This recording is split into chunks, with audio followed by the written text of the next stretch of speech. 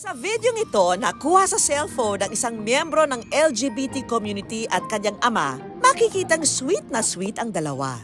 Hi, hello. Nang isang batchmate ni tatay ang napadaan sa harap nila. Date kami. Ipinakilala niya ang panganay na anak. Kinaon ko. Dito nag-review. Ang hindi inaasahang reaksyon ng kakilala, Akala ko lalaki yung panganay mo. si tatay, imbis na mahiya, proud pang sumagot na, Kinaon talaga. Candidate 29. siya ang Miss Gay Queen na tiyak na mapapawaw ka. Sa entablado, siya raw ang nagre-reyna. Kung maka-aura, wagas! Pero sa social media, ito raw ang talagang pinusuan at hilangaan ng mga follower niya. Ang pagmamahala nilang mag-ama na siya pa nangang pinag-alayan niya ng corona. Ang viral mag-ama, walang iba kundi sina Tatay Joselito at Violet. I am beyond blessed kasi some people sinasabi I'm lucky but it's not luck po kasi it's like blessing in disguise na tanggap po ako ng tatay ko. Itong si Tatay Joselito, kahit pangaraw sa mga laban sa pageant, abay todo suporta sa kanyang anak na si Violet. Sinasabihan ko si Violet na, anak, pag may laban ka, kailangan ang sarili mo kondisyon. Siyempre, alagaan mo sarili mo kasi iba yung pageant kaysa sa mga ibang sports eh. Pero alam nyo bang hindi raw ganito ang eksena nila noon? Bata pa lang daw kasi si Violet nang umalis si Tatay Joselito. Bilang isang nasa kumpanya ka, may chance ka mapag-abroad, padala ng kumpanya kaya ako napag-Japan. Lumaki po ako kay mama at saka po kay tatay which is my mother's father. Lumaki po ako nang wala pong father figure before. Kaya din po siguro bakla ako. Lumaki raw na malayo ang loob noon ni Violet sa kanyang ama. Maging ang kanyang sexualidad, hindi niya raw naipaalam sa kanya. Paano ba to? Nakakahiya din kasi kay Papa na malaman niyang bakla yung kaisa-isang uniko iho niya. Nang umuwi si Tatay Joselito sa Pilipinas, ang naging libangan niya raw, basketball. Pero ang uniko iho niya na inaasahan niyang makalaro, hindi naman daw niya mayaya. Bukod kasi sa hindi ito lumaking close sa kanya, hindi raw basketball ang hilig niya.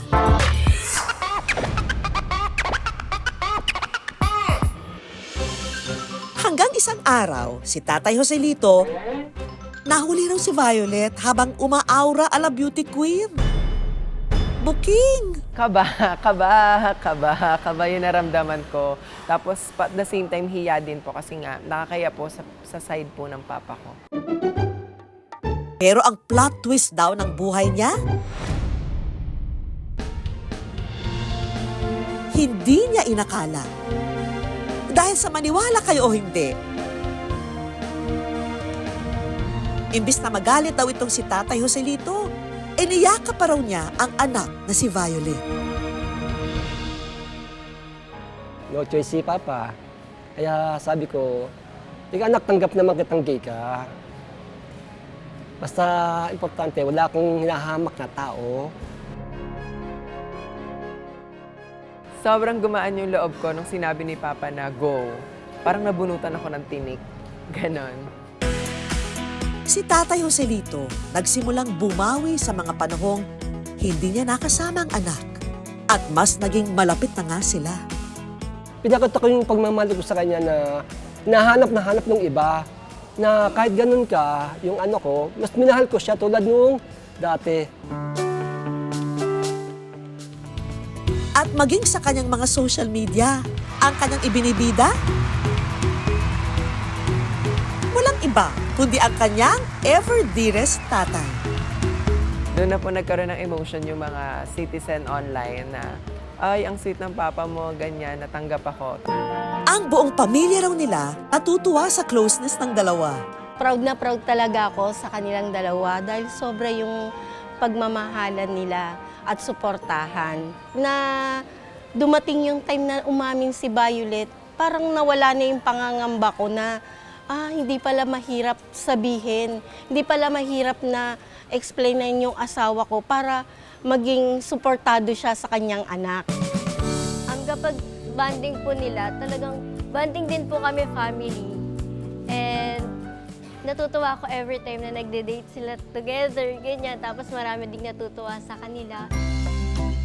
At dahil sa dakilang pagmamahal ni Tatay Joselito kay Violet, may regalo raw si Violet sa kanya na ikatutuwa niya.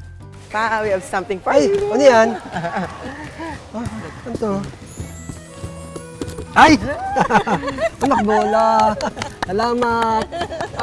Hindi ko akala na magkakabola akong bago, anak. Thank you, thank you, thank you. Ang supportive tatay, abot tenga ang ngiti sa munting regalong natanggap. Kasi mahilig talaga ako maglaro ng basketball, sa totoo lang. Kumbaga, minimaintain ko yung sarili ko na hanggat kaya ko maglaro, maglalaro ako. Hindi man daw niya ito makakalaro, siya naman daw ang cheerleader ni tatay. Candidate number 9. At ito pa ang good news. Sa huling pageant na sinalihan ni Violet, nasungkit niya ang titulong third runner-up. Kaya si Tatay Joselito, proud na proud sa harap ng entablado.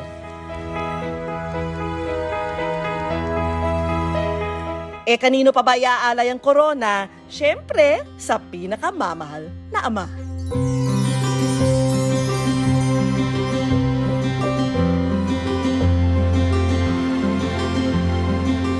I'm proud na ikaw yung naging tatay ko. Thank you for loving me unconditionally. Salamat at pinalaki mo akong tama na punong-puno ng pagmamahal. Para sa'yo, anak, proud na proud talaga ako sa'yo. Hindi ka kinakahiya kahit gay ka, tandaan mo yan. Kaya alagaan mo ang sarili mo. Mahal na mahal kita, anak.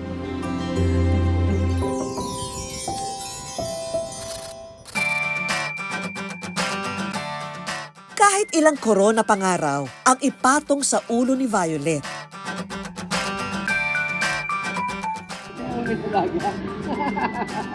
iba pa rin ang tagumpay ng isang anak na lubusang tanggap at minamahal ng kanyang tatay.